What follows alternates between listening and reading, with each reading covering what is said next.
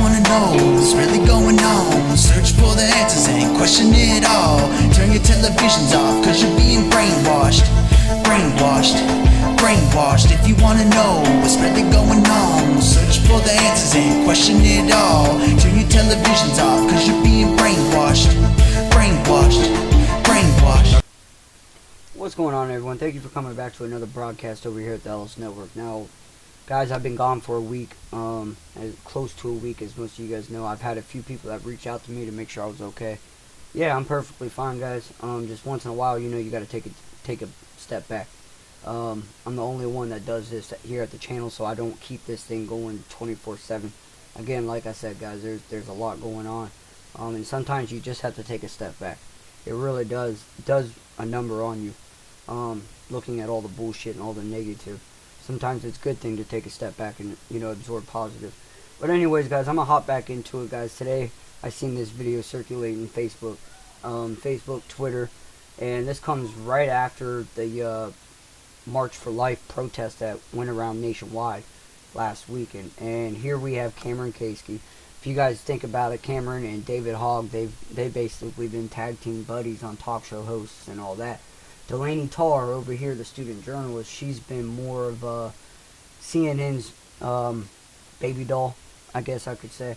And then Emma Gonzalez, who you guys call her whatever you guys want to call her. She was on the stand during the march wearing a coat that had a Cuba communist flag, but yet she's standing up for things that actually are communistic ways. So, again, guys, we can say what we want about her. Quite frankly, I don't care. I'm here to talk about David. Most of you guys probably have already seen this already throughout the day, whether or not you guys are on Facebook, or I'm pretty sure it's on Twitter as well. Again, I figured, I haven't been around for a week. Let me go ahead and hop into video mode for a minute, try to make a video for you guys and throw it out and see what you guys think. So, let's go ahead and talk about this video, guys. There's going to be like a 14-second here in the beginning where he talks about how he was never in the classroom. He hopped up out of bed, got on his bike, rode hard and fast for 3 miles to the school once he heard the news. And then right after this article, it goes right into another video where David's talking about how he was in class when this has happened. So, I don't know. I mean, are we dealing with a doppelganger here, or are we just dealing with some brainwashed idiots that think that, we're brainwashed as well? I don't know. I'm going to play the video for you guys. You guys let me know. Let's go ahead and get into it. On the day of the shooting, I got my camera and got on my bike and rode as fast as I could 3 miles from my house to the school. As fast as I could. And got on as many interviews as I could. As many interviews. He wanted to be there on the front line. But wait, there's more. This is not about us. Right here. I was in my AP environmental science class when the first gunshot rang out. Immediately we Environmental class. Told the teacher to close the door. Told the teacher to close the door. Then, right when she did so, the fire alarm exploded, and we all started instinctually and stupidity in hindsight of getting up and walking out. After walking out. Alright, sorry about that, guys. If you guys noticed a little glitch in between videos, I had to stop that last feed and get something. Plus, I was laughing and I was in the middle of coughing as well. So I had to take a drink. I had to recompose myself. But anyways, guys, here's another video I'm bringing out to you guys. And The Blaze is bringing this out. Pat Gray. Unleashed. If you guys know who he is, that's cool. If not, guys, I didn't know who the guy was. I didn't know he was a talk show. Not talk show, but like a blog talk radio show host. So when I was seeing this clip was shared to me earlier today. It's pretty amazing. I wanted to share this video with you guys as well. And again, just in the last video, at the beginning of this video, I said, if you guys look at Kasky and David Hogg, they're basically tag team buddies. So let's go ahead and get into this. I'm gonna let you guys hear what they all got to say. I'm pretty sure thousands of you guys have already seen this interview with Bill Maher.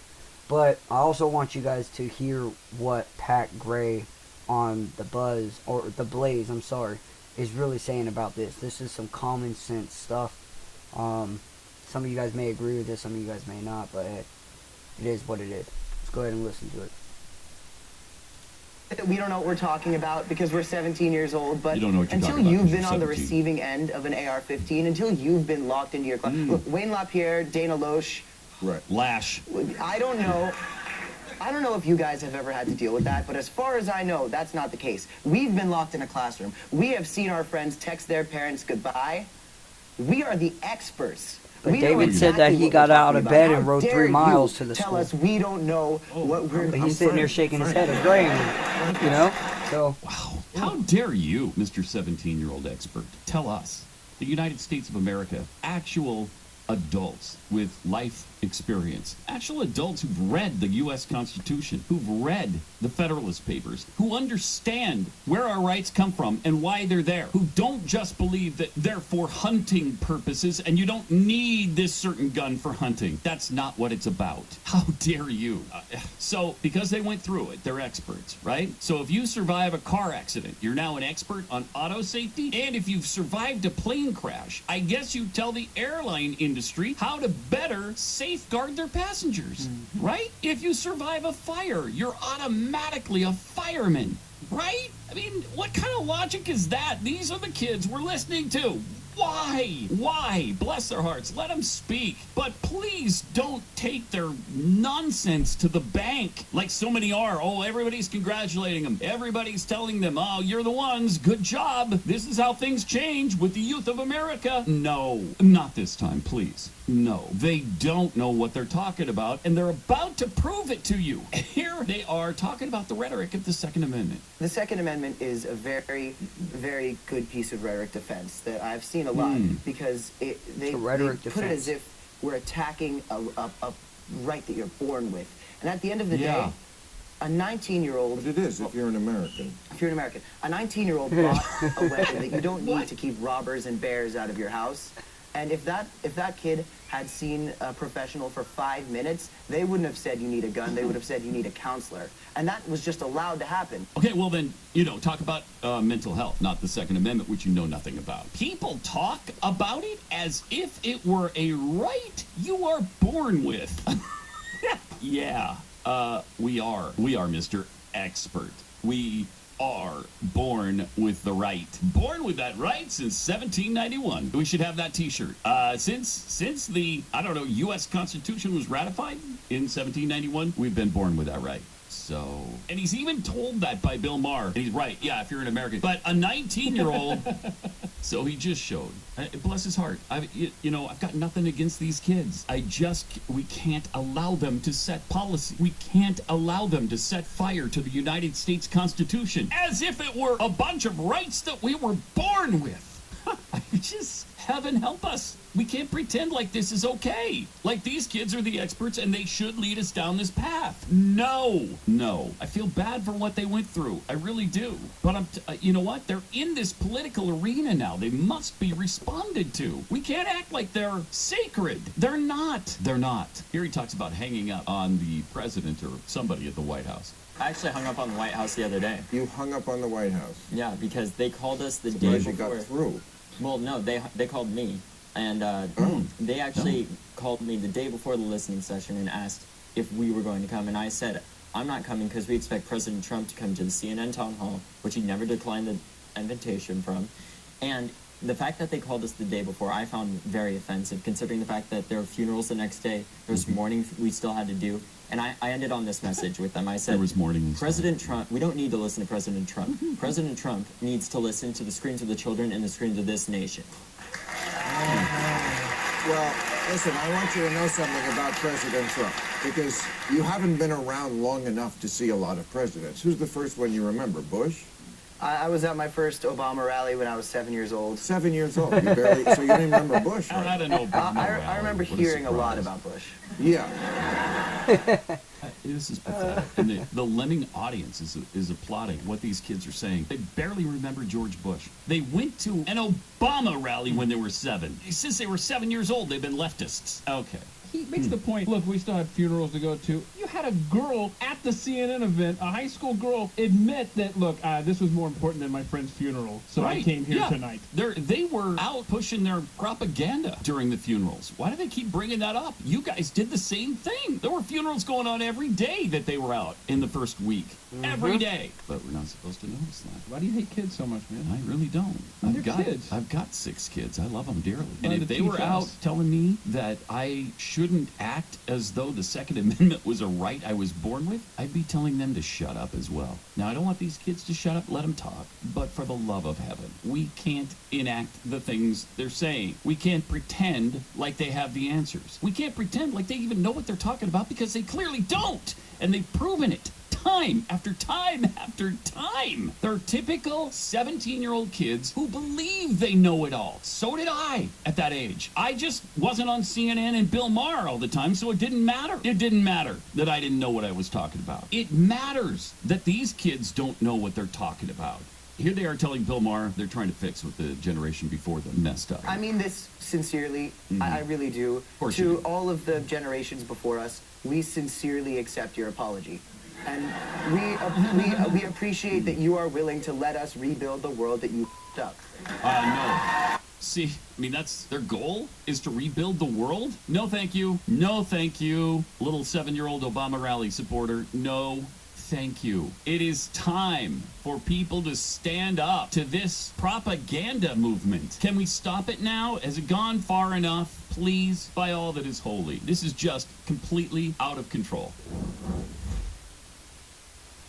Alright guys, let me show you guys one more thing. This video was, that was shared from me. Now this article right here came out, it was shared from the same individual as well. And this is, breaking news. Florida passed restrictive new gun laws, and it's SB 7026 was passed Friday, March 9th. So it wasn't just passed, but this is just what's being brought out to me that has been passed inside of Florida. I went ahead and pre-recorded the video, so I'm going to leave my commentary right here with you guys. I appreciate you guys stopping by and checking out what I brought to you guys. It's basically what's being shared out to everyone else. I'm just taking all the information that's, you know, from one place, from another to another to another, and putting it in one place for everyone else. So again, guys, if you guys like what you guys see, make sure you guys subscribe, like, hit that bell notification for any updates for any videos that I do. Alright guys, and I'll be seeing you guys later. Thanks.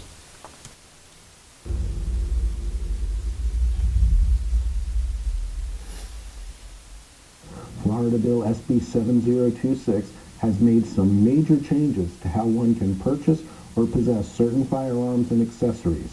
The most significant change is that it has raised the minimum age to buy a shotgun or rifle to 21. Furthermore, it created a 3-day waiting period after purchasing a shotgun or rifle before the purchaser may take possession of it, unless one of the following exceptions is met. 1. The purchaser is a holder of a concealed weapons or firearm license. 2.